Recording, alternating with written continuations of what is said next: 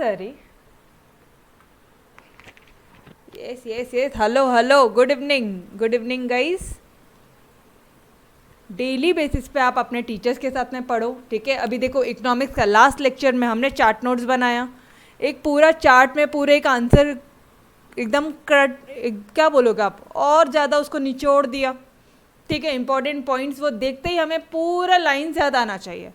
तो एक अच्छा, उसमें मैंने कल एक और चीज़ बोला था कि अब आप लोग आपके हिसाब से भी चार्ट नोट्स अगर बनाओगे तो आई विल अप्रिशिएट, ठीक है। कोई और डिफरेंट टेक्निक है कि भाई मैम हमें इस तरह से लिखने से बहुत स्पेसिफिकली याद होगा, तो बिल्कुल अगर आप लोग वैसे भी कर रहे हो तो बिल्कुल बना के दो मुझे, ठीक है। हो सके तो उस तरह के चार्ट नोट्स है तो मुझे पर्सनल भेजो, पर्सनल नंबर पे भेजना, ऑल राइट।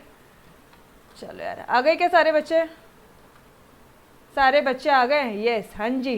अरे तेरी, पार्थ, बोध, आर्या, तनिष्का, शुभांशी, आरती, पृथ्वी, ओमकार, देवेन, मानसी, अम्या, अथर्व, महेश, श्रद्धा, अंकिता दीक्षित, भूमिका, दिव्या, समीक्षा, Neha. Yes, welcome welcome guys. I hope अभी इकोनॉमिक्स आपको हर एक चीज़ें समझ में आ रही होगी और बहुत अच्छी तरह से लर्न हो रहा होगा। यस और नो? इकोनॉमिक्स अच्छी तरह से समझ में आ रहा है? लर्न हो रहा है क्या साथ में, ये बता देना। देखो तो ज़रा कल क्या क्या पढ़ा था।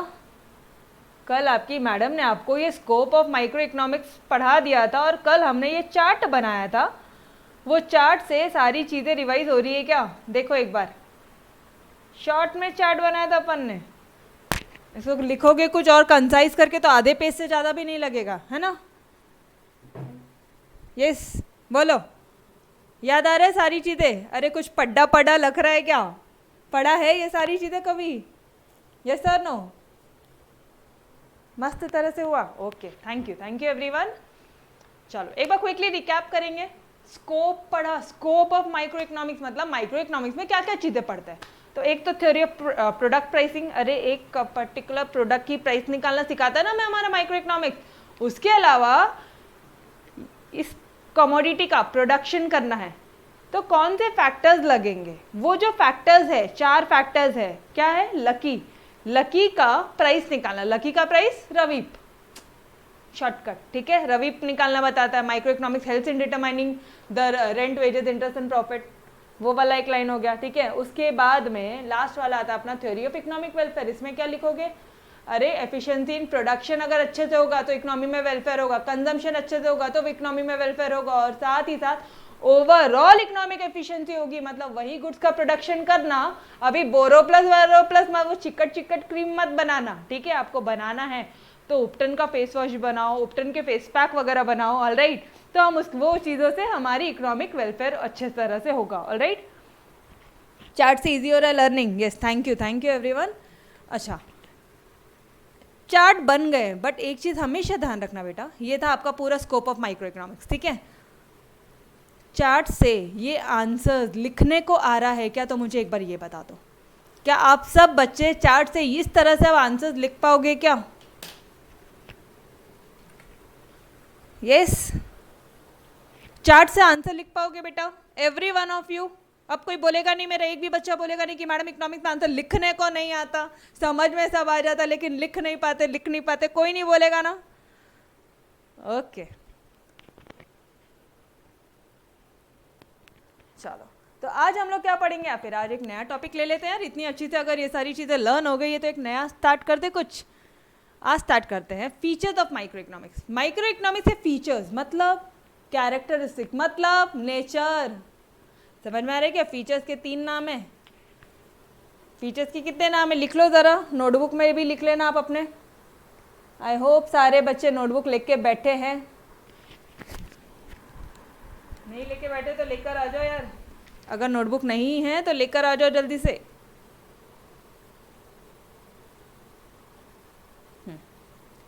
ये जो फीचर्स है ना, इसके और भी नाम है। क्या क्या नाम है बोलो? कैरेक्टरिस्टिक्स। कैरेक्टरिस्टिक्स पूछा कभी, ठीक है, बोलना मत, पढ़ाया नहीं था। फीचर्स को ही कैरेक्टरिस्टिक्स बोलते हैं। ये नेचर, माइक्रो इकोनॉमिक्स का नेचर क्या है गाइस, उसके फीचर क्या है, वो करता क्या है, ठीक है। माइक्रो इकोनॉमिक्स अब करता क्या क्या है, तो आ जाओ क्या क्या करता है देख लेना। एग्जाम में कितनी बार पूछा है, जुलाई 18, जुलाई 17, मार्च 16, नंबर ऑफ टाइम्स ये क्वेश्चन पूछा है, इम्पॉर्टेंट है, मुझसे पूछोगे तो इम्पॉर्टेंट है, ठीक है।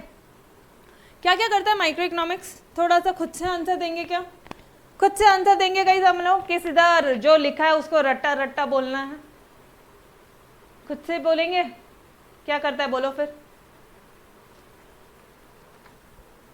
आपने बोलना है, बिना देखे बोलना है, जितना याद आ रहा है उतना बोलो, उसके बाद हम लोग आंसर की तरफ जाएंगे। बोलो, आप बोलो, मैं यहाँ पे लिखूंगी। बोलो बच्चे, माइक्रो इकोनॉमिक्स क्या क्या करता है, क्या क्या चीजें हैं माइक्रो इकोनॉमिक्स में, उसके फीचर्स क्या है, उसके कैरेक्टरिस्टिक्स क्या है, चाल ढाल कैसी है माइक्रो इकोनॉमिक्स की, समझ में आ रहा है क्या? हाँ, क्या चाल ढाल है बोलो जरा। स्लाइसिंग मेथड, पूरी इकोनॉमी की एक साथ स्टडी नहीं करता है मैडम, बल्कि उस एक पूरी इकोनॉमी को टुकड़े टुकड़े में स्टडी करता है। ये अगर पूरा हमारा इंडिया है, ये अगर पूरा हमारा इंडिया है मैडम, हाँ जी, तो इस पूरे इंडिया की एक साथ स्टडी नहीं करता है वो, तो फिर कैसे स्टडी करता है? इस पूरे इंडिया में महाराष्ट्र स्टेट का अलग स्टडी करेगा, उत्तर प्रदेश की अलग, तमिलनाडु की अलग, कर्नाटक अलग, उड़ीसा अलग, समझ में आ रहा है? मतलब इस पूरे इंडिया में से एक इंडिविजुअल यूनिट की स्टडी करेंगे। इससे हम लोग क्या बोल रहे हैं गाइस, पूरे ब्रेड की नहीं, ब्रेड का पैकेट खोलो, स्लाइसेस दिखते हैं मस्त, उसे एक स्लाइस की स्टडी करता है माइक्रो इकोनॉमिक्स, ठीक है। सेकेंड पॉइंट, बिना देखे, हाँ ऑनेस्टली गाइस बिना देखे बोलेंगे। हाँ क्या बात है, आंसर तो आप ही को आ रहे हैं यार आज तो, मतलब मुझे पढ़ाने की भी जरूरत नहीं है। माइक्रो इकोनॉमिक्स को प्राइस थ्योरी भी बोलते हैं, वेरी गुड, प्राइस थ्योरी, ये लो अपना दूसरा वाला पॉइंट, प्राइस थ्योरी। क्यों, लेकिन क्यों? क्योंकि यहाँ पे गुड्स और सर्विसेज, गुड्स एंड सर्विसेज की भी प्राइस निकालना सीखते हैं, और साथ ही साथ फैक्टर्स की भी प्राइस निकालना सीखते हैं, यस और नो। थर्ड पॉइंट, थर्ड क्या बोल रहे हो आप लोग? इंडिविजुअली यूनिट की डिटेल में स्टडी करते हैं, वेरी गुड गाइस, एकदम करेक्ट, इंडिविजुअल यूनिट की हम लोग यहाँ पे स्टडी करते हैं। ऐसा भी बोल सकते हो कि इंडिविजुअल इकोनॉमिक यूनिट की स्टडी करते हैं, दैट इज ऑल्सो करेक्ट, कोई दिक्कत वाली बात नहीं है, ठीक है। Individual unit, individual economic unit की स्टडी करते हैं, ठीक। और क्या बोल रहे हो भाई? माइक्रोस्कोपिक स्टडी है, वो तो मीनिंग हो गया ना माइक्रो इकोनॉमिक्स का, वो मीनिंग हो गया बेटा, आंसर देख के नहीं बोलोगे। लिमिटेड स्कोप, तनिष्का आंसर नहीं देखना बेटा, यू तो मार्जिन, आंसर मत देखो, मत देखो आंसर, खुद से जो पॉइंट्स आ रहे हैं आई विल कंसिडर दोस। चलो ठीक है, इसका जो स्कोप है ना, माइक्रो इकोनॉमिक्स का जो स्कोप है वो लिमिटेड है। कैसा है वो स्कोप? लिमिटेड स्कोप है, ओके। इतने ही याद आ रहे हैं आपको पॉइंट्स? और कुछ? Price of commodity, factors, yes taken already, I have taken. और कुछ, और कुछ, और कुछ, और कुछ? थ्योरीज पढ़ते हैं अब मैं, हाँ बेटा थ्योरीज आ गया ना, प्राइस थ्योरीज आ गया, ठीक है। और कुछ याद आ रहा है क्या? इंडिविजुअल मार्केट स्ट्रक्चर की स्टडी करते हैं, वो भी चलेगा। एनालिसिस ऑफ मार्केट स्ट्रक्चर, पूरा नहीं, सिर्फ और सिर्फ मार्केट, एक एक मार्केट को उठाएंगे, उस पर्टिकुलर मार्केट स्ट्रक्चर की हम लोग यहाँ पे स्टडी करेंगे। गाइस ये तो बुक वाला पॉइंट हो गया था, बट ठीक है वो भी ले लिया मैंने। और कोई? बस इतना ही है, इतना ही याद आ रहा है, ओके चलो फिर आ जाओ, देखते हैं अब, ठीक है। अब क्या देखना है हमें? चलो आ जाओ यार, नोट्स में देखते हैं, यही सारी चीज़ें दिख रही है या कुछ अलग तो नहीं दिख रहा है? अब इकोनॉमिक्स के ना, अब आप लोग ये बन गए हो, पता है अब आपके पास ना एक इकोनॉमिक्स में ना ग्रिप आ गई है, अब आप लोग खुद से आंसर दे पा रहे हो, वेरी गुड। चलो, वी स्टडी इंडिविजुअल यूनिट्स, हम यहाँ पे क्या स्टडी करते हैं? इंडिविजुअल इकोनॉमिक यूनिट स्टडी करते हैं, जैसे कि individual producer, individual consumer producer, individual firm, individual industry, individual house hold, particular firm, कुछ भी लिख लो, इंडिविजुअल प्राइसेस, फैक्टर्स, जो लिखना है लिख लो यार। यहाँ पे ये इंडिविजुअल वाली दुनिया में तो जिसको डालना है डाल दो, ठीक है, एक एक को पकड़ पकड़ के डालो इंडिविजुअल को, हो गया, ठीक है। आई होप यहाँ पे आपको लर्न तो नहीं करना पड़ रहा है, it studies Microeconomics studies behavior of individual economic units like individual consumer, individual producer, individual firm, individual industry, prices, individual household. अरे याद आ रहा है क्या मैडम? मम्मा का एग्जाम्पल दिया था, मम्मा कैसे घर चलाती हैं, उनको ऑलरेडी इकोनॉमिक्स आता है, तो इंडिविजुअल हाउस होल्ड भी आएगा ना यहाँ पे, इंडिविजुअल इंडस्ट्री भी आएगा। डैडी बिजनेस चलाते हैं, अपना इंडिविजुअल इंडस्ट्री चलाते हैं, डैडी को भी ऑलरेडी इकोनॉमिक्स आता है, बस उन्हें पता नहीं कि ये इकोनॉमिक्स है। ठीक है, ये सारे मैंने एग्जाम्पल्स लिए थे। फर्स्ट वाला पॉइंट क्लियर हुआ गाइस। वी स्टडी, हम यहाँ पे माइक्रो इकोनॉमिक्स में हम क्या स्टडी करते हैं, हम यहाँ पे इंडिविजुअल इकोनॉमिक यूनिट्स के बिहेवियर्स की स्टडी करते हैं। क्या स्टडी करते हैं? इंडिविजुअल इकोनॉमिक यूनिट्स के बिहेवियर, कि एक इंडिविजुअल कंज्यूमर कैसे एक्ट करता है इकोनॉमिक टर्म्स में, एक इंडिविजुअल प्रोड्यूसर इकोनॉमिक टर्म्स में कैसे एक्ट करता है, कैसे बिहेव करता है। क्या स्टडी कर रहे हैं हम लोग यहाँ पे? बिहेवियर। ठीक है, चलो बढ़ो आगे। It is also known as price theory, हमें पता है मैडम इसको प्राइस थ्योरी भी बोलते हैं, इसीलिए micro economics deal with the determination of prices of goods and services as well as factors prices, जो कि है रवीप, इसलिए हम इसे प्राइस थ्योरी भी बोलते हैं। ये भी आपको आता है यार, और क्या चाहिए। थर्ड वाला पॉइंट है कुछ, हाँ ये आया वो इक्विलिब्रियम। इक्विलिब्रियम जो आप लोग बोल रहे थे कि मैडम हमें डिस्टिंग्विश में माइक्रो और मैक्रो इकोनॉमिक्स में ना एक डिस्टिंग्विश वाला पॉइंट था, याद आ रहा है क्या? माइक्रो इकोनॉमिक्स और मैक्रो इकोनॉमिक्स में ना बेटा जी आपको मैंने एक डिस्टिंग्विश वाला पॉइंट बताया था, वहाँ पे यहाँ पे लिखा था कि पार्शियल इक्विलिब्रियम है और यहाँ पे था एक general equilibrium.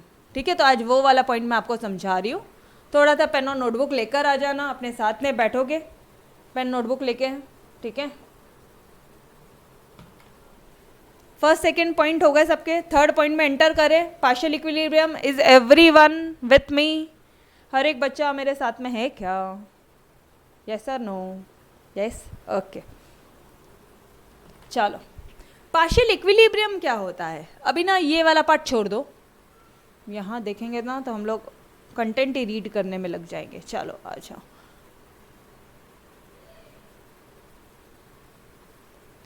Partial equilibrium, partial equilibrium क्या होता है पता है क्या? आप माइक्रो इकोनॉमिक्स में कल ही हमने पढ़ा था कि हम यहाँ पे डिमांड एनालिसिस करते हैं, डिमांड की एनालिसिस करते हैं। ठीक है, सप्लाई एनालिसिस करते हैं। अरे पढ़ा था, यस और नो? ये चीज़ें पढ़ी थी कि हम माइक्रो इकोनॉमिक्स में डिमांड एनालिसिस और सप्लाई एनालिसिस करते हैं। डिमांड कंज्यूमर के बिहेवियर से, अरे हाँ ना, पढ़ा था ना स्कोप में। कंज्यूमर का यहाँ पे कंज्यूमर के एंगल से देखते हैं, कंज्यूमर बिहेवियर यहाँ पे हम लोग स्टडी करते हैं। ओके, ये पार्ट पढ़ लिया था, याद है सबको? ठीक है, तो अब एक बात समझना, पार्शियल इक्विलिब्रियम में आप क्या करोगे पता है क्या?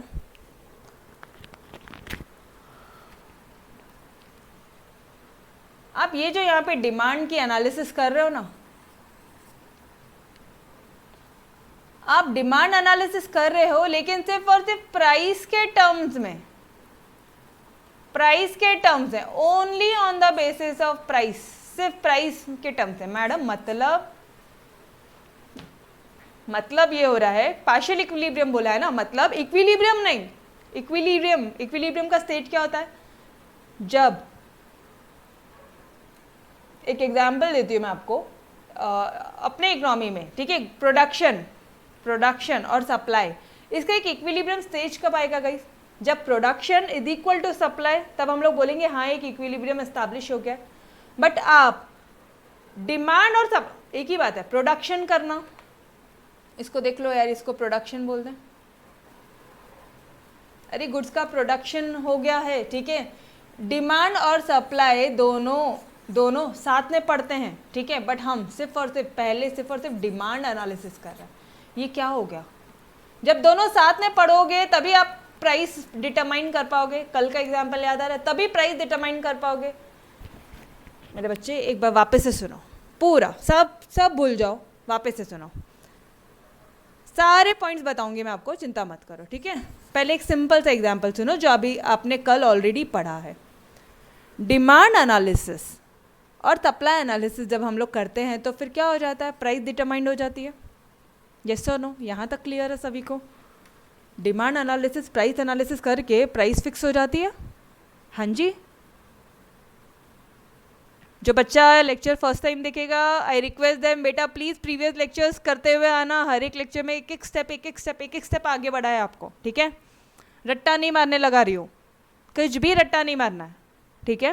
प्लीज़ जो भी बच्चा फर्स्ट टाइम में लेक्चर देख रहा है, आई कुड सी कि यहाँ पे कुछ बच्चे एडिशन आए हैं, जो भी बच्चा लेक्चर फर्स्ट टाइम देख रहा है, पहले के लेक्चर्स भी आपने अटेंड करना है, ठीक है? और बेसिक वाला जो है topic 0, that is the most important part, ठीक है? इकोनॉमिक्स वैसे घोल के पी गए हम लोग।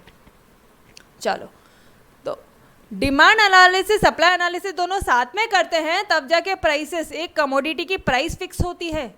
अरे कंज्यूमर किस प्राइस पे डिमांड कर रहा है, सप्लायर किस प्राइस पे वो 12,000 रुपये में बेचने के लिए तैयार हो गया था, तब जाके 12,000 की प्राइस फिक्स हो गई थी। अब इस पूरे को अगर एक साथ स्टडी किया ना, तो वो हो जाएगा आपका जनरल इक्विलिब्रियम। क्या हो जाएगा? General equilibrium. बट हम माइक्रो इकोनॉमिक्स में ना एक पर्टिकुलर चीज़ को उठाते हैं और उसकी अकेले स्टडी करते हैं। हम सिर्फ और सिर्फ किसकी स्टडी कर रहे हैं? डिमांड एनालिसिस की। किसकी स्टडी कर रहे हैं हम यहाँ पे? सिर्फ और सिर्फ डिमांड एनालिसिस की। डिमांड कैसे बढ़ रही है, प्राइस में चेंज होने के कारण, प्राइस में चेंज होने के कारण डिमांड में कितना चेंज हुआ है, प्राइस में चेंज होने के कारण डिमांड में कितना चेंज हुआ है। सिर्फ हम प्राइस के एस्पेक्ट से ही पढ़ रहे हैं, सिर्फ और सिर्फ हम डिमांड एनालिसिस ही कर रहे हैं। इससे आप बोल रहे हो पार्शियल इक्विलिब्रियम। गाइस यहाँ तक समझ में आ गया तो बोलो, मैं ये एग्जाम्पल को थोड़ा सा और कंटिन्यू करती हूँ। यहाँ तक क्लियर हो रहा है क्या? पार्शियल इक्विलिब्रियम मतलब सिर्फ और सिर्फ आधा पार्ट की स्टडी करो, डिमांड सप्लाई साथ में नहीं, सिर्फ डिमांड, पार्शियल इक्विलिब्रियम, ठीक है?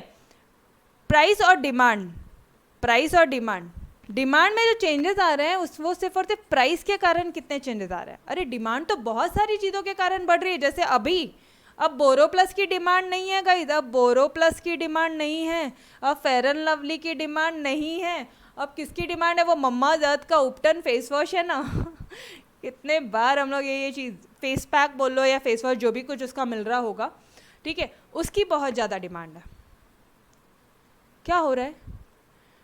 डिमांड, बहुत सारे फैक्टर्स है जिसके कारण डिमांड बढ़ रही है। किन किन, कौन से फैक्टर्स ऐसे जिसके कारण डिमांड चेंज होती है? अरे अगर आपकी इनकम चेंज हो गई तो डिमांड भी चेंज होगी। कितने फैक्टर्स है देखना, तुम्हारी इनकम चेंज हो गई, अरे अगर आपके डैडी का सैलरी इंक्रीज हो गया या आपका खुद का सैलरी इंक्रीज हो जाता है तो तुम खर्चा ज़्यादा करोगे, तुम गुड्स की ज़्यादा डिमांड करोगे। यस, फर्स्ट पॉइंट, जब गुड्स के प्राइसेस चेंज हो गए तो डिमांड चेंज हो गई, गुड्स की प्राइस चेंज हो गई। अरे 15,000 का मोबाइल 12,000 पे डिस्काउंट में मिलने लग गया तो डिमांड बढ़ जाएगी मोबाइल की। समझ में आ रहा है? ओके। थर्ड, अगर इस तरह से फैशन में कुछ नया आया है, ठीक है, कुछ टेस्ट, आपका टेस्ट चेंज हो गया, आपका हैबिट चेंज हो गया, आपका फैशन चेंज हो गया, टेस्ट हैबिट फैशन टेस्ट में चेंज हो गया है। अब चाय नहीं पसंद आती, अब कॉफ़ी पसंद आती है, हैबिट चेंज हो गए आपके, फैशन चेंज हो गया है। ऐसे बहुत सारे फैक्टर्स हैं जिसके कारण डिमांड चेंज होता है, डिमांड चेंज होता है। गवर्नमेंट की पॉलिसीज चेंज हो गई है, गवर्नमेंट की पॉलिसीज चेंज हो गई। मैडम गवर्नमेंट पॉलिसी किधर से आया? अरे गवर्नमेंट जिधर चाहे उधर आ सकती है भाई। जीएसटी, अब उन्होंने ना जीएसटी का रेट परसेंटेज, पहले 12% जीएसटी होता था टैक्स रेट, अब 18% कर दिया। लो, गुड्स कर दिए महंगे। क्या कर दिया? 18% जीएसटी लगा के क्या हो गया? गुड्स क्या हो गए? समझ रहे हो क्या? समझ पा रहे हो? प्राइस बढ़ा दी, प्राइसेस बढ़ गई है तो वापस से प्राइस बढ़ गई है। जीएसटी, गवर्नमेंट ने कुछ ऐसी पॉलिसीज लेकर आ गए कि जिसके कारण डिमांड वापस से चेंज हो गई है। तो इतने सारे फैक्टर्स हैं जो डिमांड को अफेक्ट कर रहे हैं गाइस। देखो कितने डिमांड फैक्टर्स हैं, income, price, taste, habit, fashion, क्या बोलते हैं आप, गवर्नमेंट की पॉलिसीज, कितने सारे फैक्टर्स हैं। लेकिन इस पूरे फैक्टर्स की एक साथ स्टडी नहीं कर रहे आप, उसमें से सिर्फ और सिर्फ प्राइस को उठाया और फिर बोलते हो कि भाई प्राइस तू चेंज हुआ तो डिमांड कितने से चेंज हुआ। इसको बोलते हैं पार्शियल इक्विलिब्रियम। समझा क्या? इसलिए मैंने बोला था वो वाला, ये जो टॉपिक है रुक जाओ, जब पर्टिकुलर कंटेंट आएगा मैं आपको बहुत बेहतरीन तरह से समझाऊंगी। अभी समझ में आया क्या? इतने पूरे फैक्टर्स को छोड़ के सिर्फ और सिर्फ प्राइस के पीछे अटक गए हो कि प्राइस में चेंज हुआ तो डिमांड में कितना चेंज हुआ, सिर्फ ये चीज़ की स्टडी करने को माइक्रो इकोनॉमिक्स बोल रहे हैं। समझा? इसलिए बोल रहे पार्शियल इक्विलिब्रियम लेकिन पार्शियल। समझा एवरी वन ऑफ यू? अरे गाइस तोड़ समझा क्या? एकदम पक्का वाला पार्शियल इक्विलिब्रियम। ये सबको दिक्कत होती है और बच्चों को समझ में नहीं आता कि आखिर एक पॉइंट है क्या। आपको समझ में आया क्या कंसेप्ट, पीछे का रीज़न, लॉजिक्स, जो बोलो सब समझ में आया? ओके ओके चलो अब आ जाओ अपने इसमें, ये लिख कर रखना प्लीज़, लिख के रखना। चलो अब आ जाओ इधर, क्या लिखा है यहाँ पे? कुछ भी नहीं, जो मैंने आपको पहले बताया कि इक्विलिब्रियम कैसे होता है, डिमांड और सप्लाई दोनों चीज़ें जब साथ में पढ़ोगे तो इक्विलिब्रियम आएगा। Equilibrium is balance between two factors, simple. It analyses the equilibrium position of an individual economic unit. Equilibrium position एक इंडिविजुअल इकोनॉमिक यूनिट की, दैट इज इंडिविजुअल कंज्यूमर या फिर इंडस्ट्री या फिर प्रोड्यूसर या फिर इंडिविजुअल प्राइसेस या इंडिविजुअल फर्म या इंडिविजुअल हाउस होल्ड। अरे पूरी इंडिया की एक साथ बात नहीं कर रहे हैं, सिर्फ और सिर्फ एक इंडिविजुअल कंज्यूमर की बात कर रही हूँ। कंज्यूमर और प्रोड्यूसर दोनों की साथ में बात करोगे तो अच्छा था यार, कुछ लॉजिक लगेगा। सिर्फ और सिर्फ कंज्यूमर को उठा के क्या पढ़ लोगे, समझ रहे हो क्या? सिर्फ और सिर्फ इंडिविजुअल कंज्यूमर की स्टडी कर रहे हो, पार्शियल इक्विलिब्रियम एनालिसिस। सिर्फ और सिर्फ इंडिविजुअल इंडस्ट्री की स्टडी कर रहे हो, पार्शियल इक्विलिब्रियम। सिर्फ और सिर्फ इंडिविजुअल प्रोड्यूसर की स्टडी कर रहे हो, partial equilibrium. Individual prices partial, individual firm partial, individual house hold guys partial. तो इसका मतलब क्या हुआ? वो आइसोलेट करता है एक इंडिविजुअल यूनिट को from other forces and studies it's equilibrium independently. समझ में आया? पूरे देखो, वो पूरे जो इंडिविजुअल यूनिट है ना, मतलब उसने क्या किया, प्राइस में चेंज होने के कारण डिमांड में कितनी अफेक्ट हो रही है, प्राइस में चेंज होने के कारण डिमांड में कितने से चेंज हो रहा है। तो इसने क्या किया, इस पूरे को आइसोलेट कर लिया फ्रॉम अदर फोर्सेस। प्राइस में चेंज होने के कारण में डिमांड कितने से चेंज हो रही है, इस पूरे को उसने आइसोलेट कर लिया और इसका इक्विलिब्रियम पोजीशन इंडिविजुअली स्टडी कर रहा है। समझ में आया? अंदर का कंटेंट, एग्जाम्पल। चलो बोलो, समझ में आया?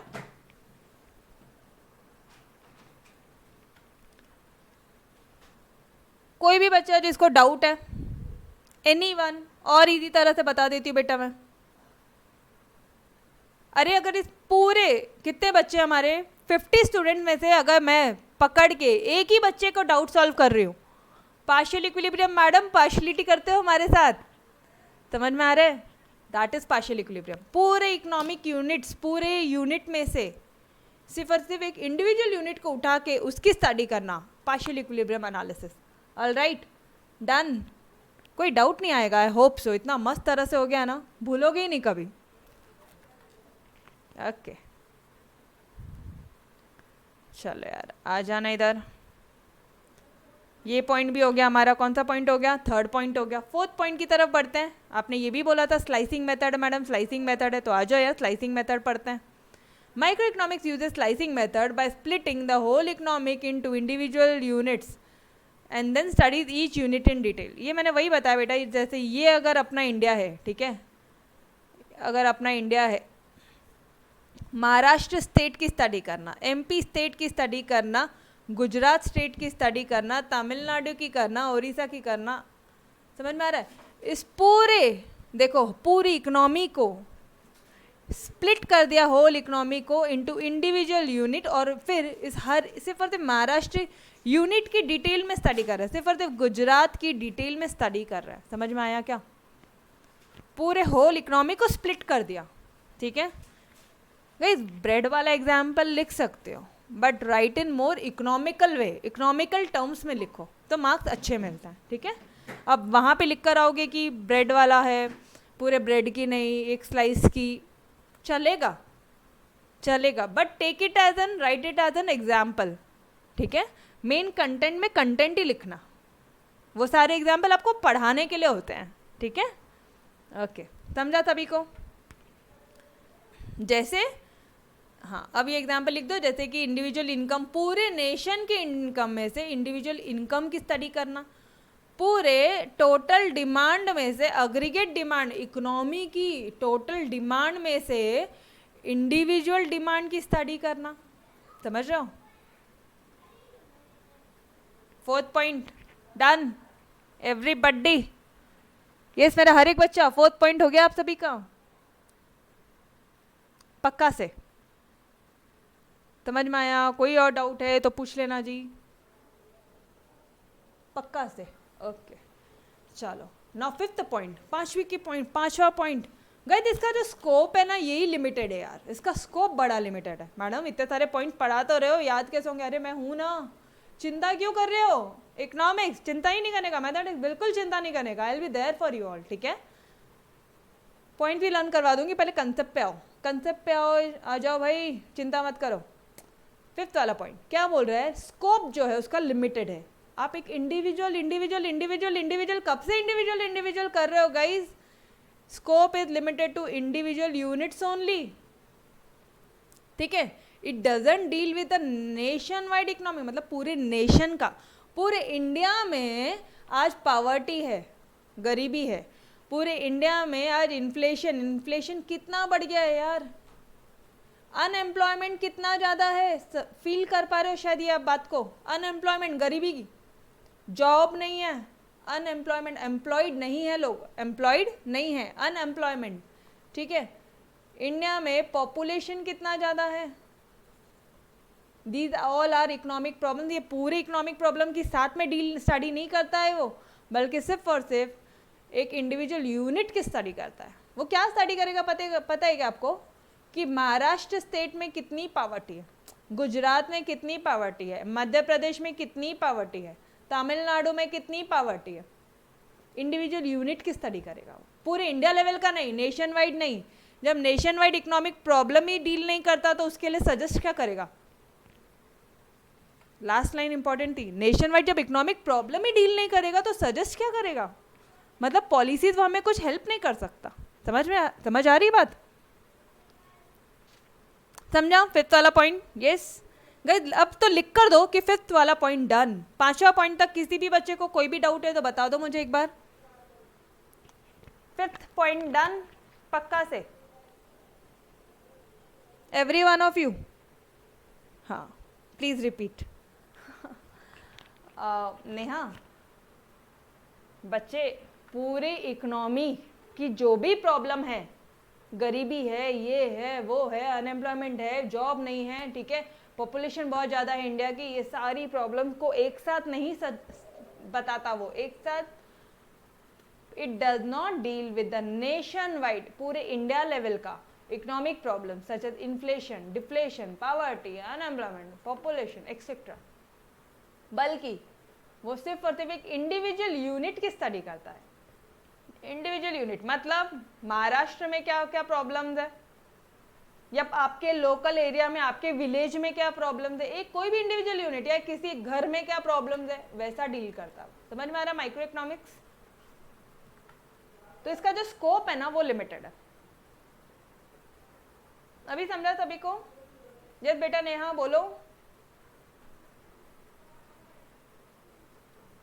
डन? ओके, अब नाउ कम्स इम्पॉर्टेंट। ये भी बच्चों को इतनी कन्फ्यूजन रहती है, मतलब उनको कई बार ये पॉइंट ऐसा लगता है रट्टा मारू हो जाता है। डोंट वरी, आपके लिए नहीं होगा। ये 2 point these are most important. कई बार शॉर्ट नोट्स आते हैं ये 2 पॉइंट को लेके, ध्यान रखना। क्या बोल रही हूँ? एग्जाम में शॉर्ट नोट्स आते हैं ये 2 पॉइंट को लेके, ठीक है? Okay, use of marginalism principal मतलब क्या? अब एक चीज याद रखना, अगर मार्जिनल वर्ड का बेटा जी मैं आपको डिक्शनरी मीनिंग बताऊं तो ना, मार्जिनल इसका मतलब होता है एडिशनल। बोलो मेरे साथ में, मार्जिनल, एडिशनल, बोलो साथ साथ में एक बार। मार्जिनल मतलब एडिशनल, एडिशनल मतलब marginal, marginal additional, additional marginal. इसका डिक्शनरी मीनिंग बताया मैंने आपको, ठीक है? मार्जिनल मतलब एडिशनल। ओके, माइक्रो इकोनॉमिक्स में हम मार्जिनलिज्म प्रिंसिपल यूज करते हैं। मतलब madam use of additional principle, थोड़ा सा सही बोल रहे हो बट थोड़ा सा और डीप में जाओ। मतलब वहाँ पे क्या हम एक एडिशनल यूनिट की स्टडी करते हैं? हाँ जी, एकदम सही पकड़ा। देखो क्या लिखा आपने, यूज ऑफ, आपने क्या बोला, मार्जिनल मतलब एडिशनल, ठीक है, एडिशनल प्रिंसिपल। मतलब मैडम क्या माइक्रो इकोनॉमिक्स में हम एडिशनल प्रिंसिपल पढ़ेंगे? इसका मतलब ये प्रिंसिपल क्या बोलता है पता है क्या? एडिशनल यूनिट की स्टडी करो। क्या बोलता है वो? थोड़ा बहुत सही हो आप, अप्रॉक्सीमेटली सही हो बट एग्जैक्टली सही नहीं हो। मार्जिनलिज्म प्रिंसिपल क्या बोलता है बेटा जी? एडिशनल यूनिट की स्टडी करो। अब फॉर एग्जाम्पल टेक, अपने क्लास में ना, अपनी क्लास में 20 बच्चे, अपने क्लास में 20 स्टूडेंट्स है, ठीक है, अपने क्लास में 20 स्टूडेंट्स है। अब एक बच्चा लेट आता है, 21 वाला स्टूडेंट लेट आता है, तो मैम ने पकड़ लिया उसको सीधा, जो भी फायरिंग हो रही है वो आखिरी वाले बच्चे पे ही हो रही है। ध्यान से, 100% गाइस, 100% ध्यान यहाँ रखना। कॉलेज में एक बच्चा लेट एंटर होता है तो जो टीचर वो एक बच्चे पे फायरिंग, क्यों लेट हुआ भाई, समझता नहीं क्या कॉलेज का टाइम, क्या ये कोई टाइम आने का, ये यूनिफॉर्म पहना है, ऐसा वैसा चालू हो जाता है। Use of marginalism principle, additional unit की बात कर रही है तब टीचर, आपकी टीचर तब वो एडिशनल जो स्टूडेंट आया ना, वो 21वां स्टूडेंट आया, 21st स्टूडेंट आया, उसकी बात कर रही है। क्या पूरे बच्चों को बोल रही है क्या रे भाई? मुझे बताओ, पूरे बच्चों को बोल रही है क्या? पूरे क्लास को बोल रही है क्या? जो टाइम पे आए उनको भी बोल रही है? नहीं, ऑब्वियसली नहीं। वो सिर्फ और सिर्फ 21वें बच्चे को बोल रही है जो लेट आया, जो लेट कमर्स थे, ठीक है, जो लेट आए उनको बोल रही हैं वो। समझ रहे हो? अरे मैं भी यहाँ पे कई बार ऐसा होता है कि अपने क्लास में कोई लेट ज्वाइन होता है, ठीक है, तो मैं कई बार उन्हें बोलती हूँ कि बेटा जो भी ये लेक्चर फर्स्ट टाइम देख रहा है प्लीज़ आपने पहले के लेक्चर्स टाइम पे देखना। अब जो बच्चे ऑलरेडी ये लेक्चर देख रहे हैं उनको बोला क्या मैंने? नहीं। तब मैं क्या बात कर रही हूँ? उस एडिशनल स्टूडेंट की बात कर रही हूँ। I am suggesting to him, वो एडिशनल स्टूडेंट के लिए मैं बोल रही हूँ। तो वो क्या हो गया? अब ध्यान से सुनो, मतलब आपको ये वर्ड का मतलब अच्छी तरह से समझ गया। The concept of marginalism is a key tool. मतलब जब महाराष्ट्र स्टेट की बात की आपने, महाराष्ट्र स्टेट में, ठीक है, तो इतनी गरीबी है, पावर्टी इतना है भाई, ले लो, इतना इतना गरीबी है, इतना परसेंटेज गरीबी है। गुजरात स्टेट भी जब आ गया तो पावर्टी कितना है? जब गुजरात स्टेट की भी जब आप स्टडी करो, एक एडिशनल यूनिट की, एक एडिशनल स्टेट की जब आपने स्टडी किया, तब पावर्टी कितना है? चलो ये भी छोड़ो।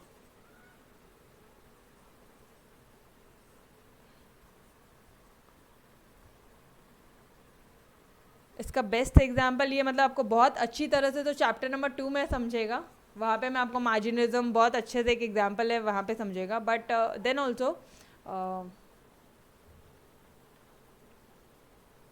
additional unit marginal analysis, it helps to study the change by an additional unit of variable। मतलब क्या? मतलब ये हुआ गाइस कि इकोनॉमिक्स में जो माइक्रो इकोनॉमिक्स है, ठीक है, उसमें जो एडिशनल यूनिट के कारण क्या चेंज आ रहा है, मतलब ये हो रहा है। हाँ, लेट्स टेक एन एग्जाम्पल।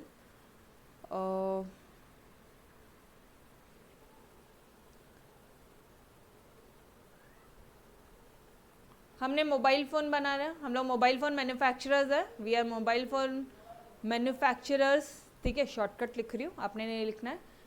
हमने 10,000 मोबाइल फ़ोन बनाया, 10,000 मोबाइल फ़ोन हमने बना लिया है, प्रोड्यूस कर लिया है।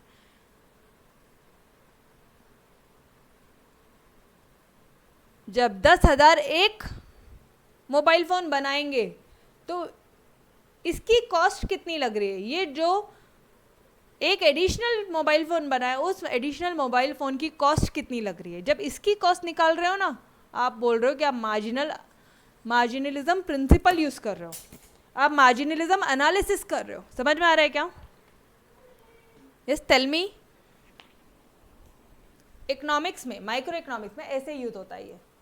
जब आप एक एडिशनल यूनिट बना रहे हो, कोई भी एग्जाम्पल ले लो, कुछ भी ले लो, ठीक है, मान लो आपने क्या किया है, आपने 10 पेन बनाए हैं, 10 पेन बनाने का 100 रुपये लगा है, लेकिन आप जब 11वां पेन बना रहे हो, 11th वाला पेन, 11th पेन, ठीक है, 11वां वाला पेन, 11th, पूरे 10 नहीं, पूरे 11 के 11 भी नहीं, सिर्फ 11वां पेन जब बना रहे हो तो उसकी कॉस्ट कितनी लग रही है, ये स्टडी आपको सिखाता है मार्जिनलिज्म प्रिंसिपल, और ये है it is the use of marginalism principle. Micro economics में गई मार्जिनलिज्म प्रिंसिपल यूज होता है, मतलब आप ना एक एडिशनल यूनिट फिर एक एडिशनल यूनिट, यहाँ पे आप एक एडिशनल यूनिट से कितना इम्पैक्ट आ रहा है, कितना चेंज हो रहा है, वो स्टडी करते हो। समझ में आया?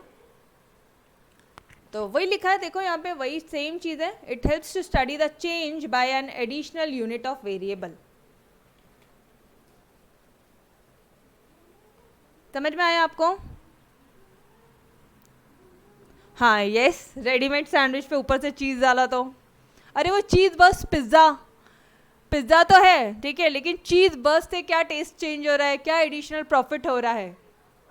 Yes, very true example, correct वाला, एकदम भारी का एग्जाम्पल था भूमिका यार, मस्त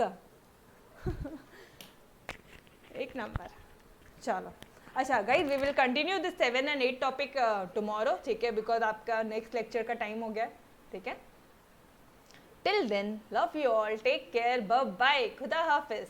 कल फिर मिलेंगे शाम 7 बजे इकोनॉमिक्स के साथ, ऑल राइट? चलो चलो, यस, बाय एवरीवन, बाय।